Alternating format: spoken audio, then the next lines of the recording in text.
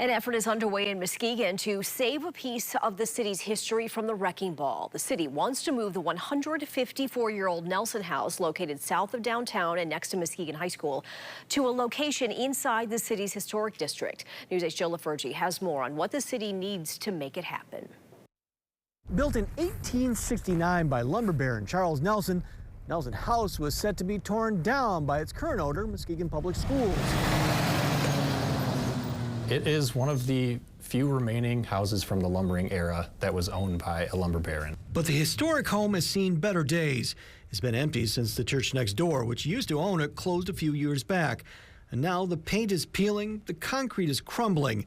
But the ornate woodworking and other features inside the home have convinced some at City Hall that the old house has plenty of life left in her.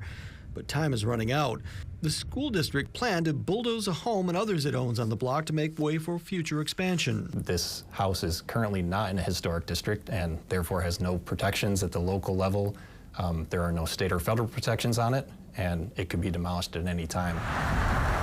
So the city has come up with a plan. Muskegon would take ownership, hire a house mover, and tow the home about 3/10 of a mile to a city-owned lot, joining other homes in the city's Houston Historic District, where it would be protected from the wrecking ball.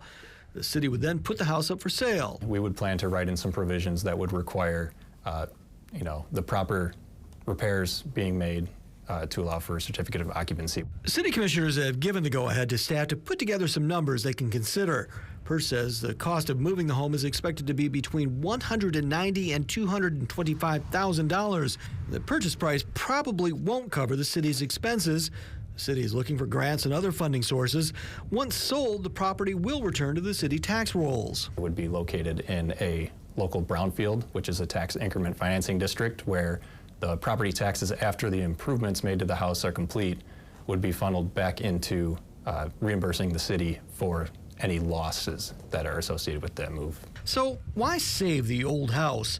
Well, the answer dates back over 50 years ago, when urban renewal programs included getting rid of places like Nelson House in the name of progress. But much of a community's history was lost with those programs. That was actually the impetus to form the historic district commissions in the city.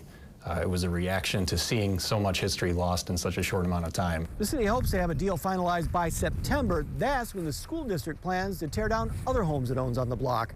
In Muskegon, Joe LaFergie, News 8.